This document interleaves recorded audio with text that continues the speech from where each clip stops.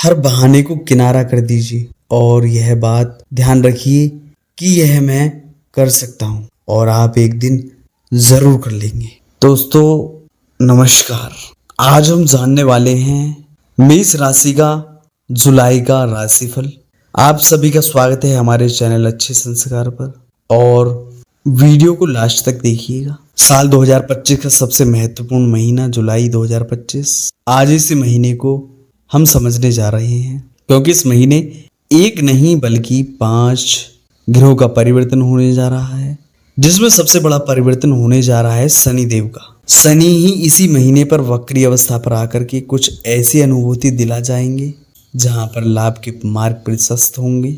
और कैसे होगा इन बातों को समझिएगा। सबसे पहले हम 5 जो मुख्य बिंदु हैं इसको समझ लेते हैं कि कहां कहां पर क्या क्या होने जा रहा है। सबसे पहले भगवान सूर्य नारायण का गोचर परिवर्तन होता है 16 जुलाई से लेकर के 16 अगस्त तक। ये ठीक रहेंगे कर्क राशि में, मतलब आपके अपने राशि से चतुर्थ भाव पर। फिर दूसरा परिवर्तन होगा 13 तारीख को, जहां पर शनिदेव वक्री अवस्था पर आ जाएंगे, जो कि अभी अभी 7:30 का शुरुआत हुआ है। आपको 29 मार्च से अब तुरंत ये वक्री होके क्या प्रभाव देंगे इस बात को हम जानेंगे। इसके पश्चात बुध 18 तारीख को यह भी वक्री हो जाएंगे। मंगल 28 जुलाई को एक ऐसी राशि पर प्रवेश कर जाएंगे जहां पर बुध की राशि पर मंगल चले जाएंगे, तो वहीं पर स्वयं जहां पर बुध की राशि पर मंगल चले जाएंगे तो वहीं पर स्वयं धनाधिपति शुक्र 16 जुलाई से लेकर के 20 अगस्त तक के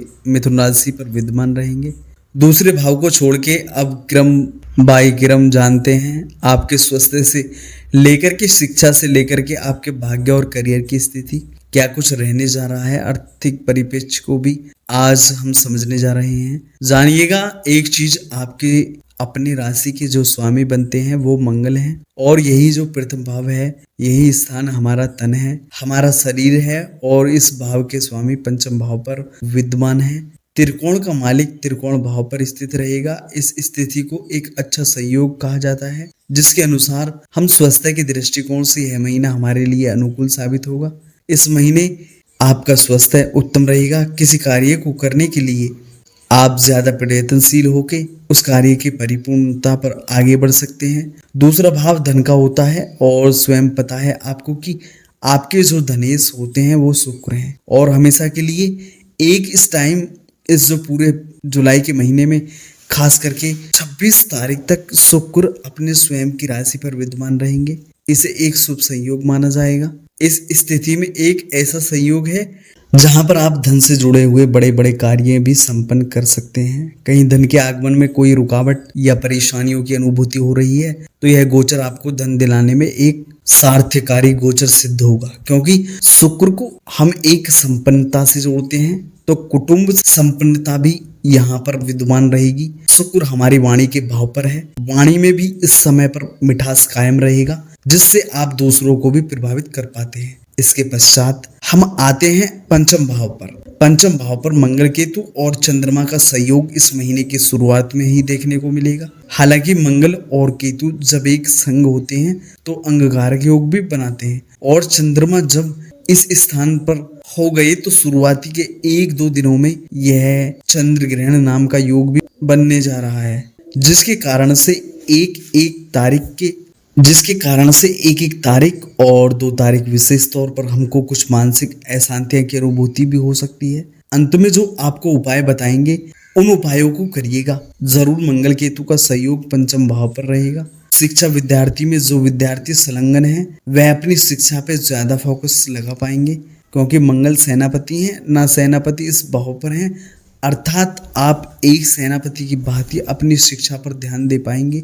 कोई बड़ा डिसीजन निर्णय लेना है, मंगल केतु का संयोग एक उत्तम संयोग होगा जहां पर एक बड़े डिसीजन की ओर हम आगे बढ़ सकते हैं। हाँ, परंतु स्टमक से जुड़े हुए, पेट से जुड़े हुए प्रॉब्लम से भी हमको बचने की अनुभूति होती है, क्योंकि पंचम भाव हमारे स्टमक का होता है, पेट का होता है। अब आइए नौकरी घर पर चलते हैं। छठा घर आपकी नौकरी का है। नौकरी के घर के मालिक जो होते हैं ना वो होते हैं बुध।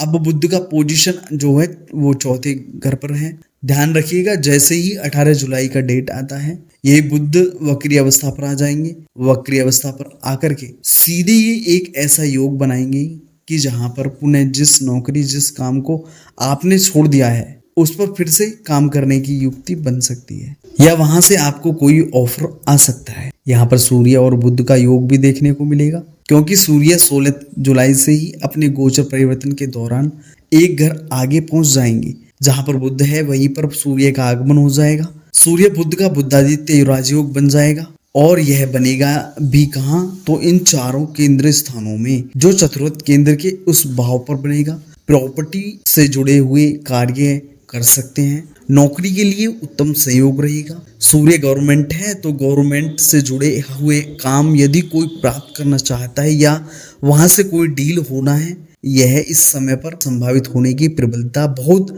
अधिक मात्रा में प्राप्त हो सकती है।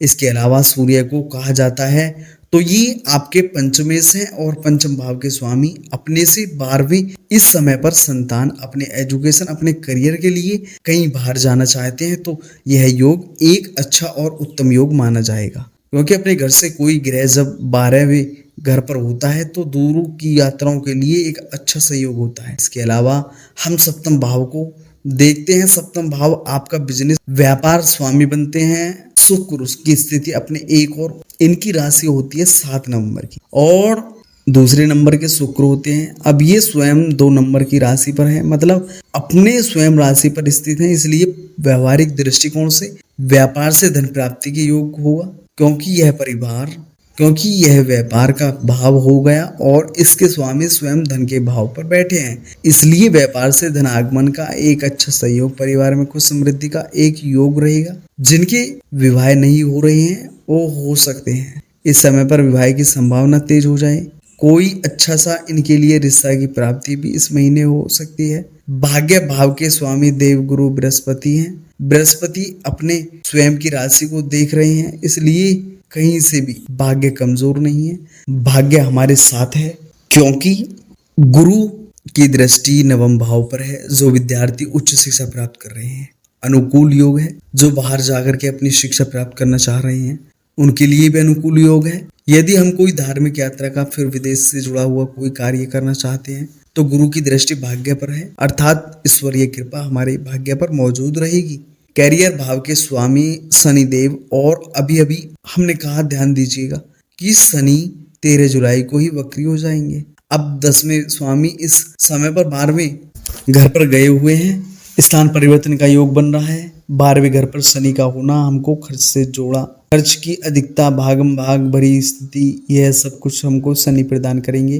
परंतु करियर में सफलता का पर्याय ही यह शनिदेव है, क्योंकि यह वक्री अवस्था पर रहेंगे तो इनका प्रभाव एक घर पीछे भी आएगा जहां पर राहुदेव विद्यमान है, अर्थात खर्च की अधिकता तो रहेगी परंतु इनकम के रास्ते खुल सकते हैं, नए नए रास्ते खुलेंगे, कोई नया लाभ का सोर्स हमको प्राप्त हो सकता है, क्योंकि शनि का प्रभाव अपने ही राशि पर होने वाला है। इस वक्री अवस्था पर आकर के बड़े भाई बहनों के लिए कुछ महत्वपूर्ण कार्य होते हैं। 11वां घर आपके सोशल सर्कल का होता है, तो वहां पर जुड़ के भी आप एक नए इनकम को प्राप्त कर पाते हैं। क्या उपाय करना चाहिए इस महीने को सर्वश्रेष्ठ रखने के लिए? ध्यान दीजिएगा, इस पूरे महीने धनापति शुक्र अपने स्वयं की राशि पर रहेंगे, इसलिए माता लक्ष्मी की आराधना करना कोशिश कीजिएगा कि इस महीने पर छोटा सा परफ्यूम की शीशी या परफ्यूम का बोतल निकाल करके आप किसी देवी के मंदिर या माता लक्ष्मी जी के स्थान पर जरूर रखिएगा। स्वयं परफ्यूम लगा सकते हैं, इससे भी आपको शुक्र मजबूत होगा। धन संबंधी कार्य इस समय पर अनुकूल होने की स्थिति काफी प्रबल रहेगी। उम्मीद है कि आप सबने इसे समझा और जाना। अगर वीडियो आपको पसंद आई है तो वीडियो को लाइक, और अगर हमारे चैनल पर नए हैं तो चैनल को सब्सक्राइब जरूर कर लें। इन्हीं मंगल शुभकामनाओं के साथ जय श्री राम दोस्तों।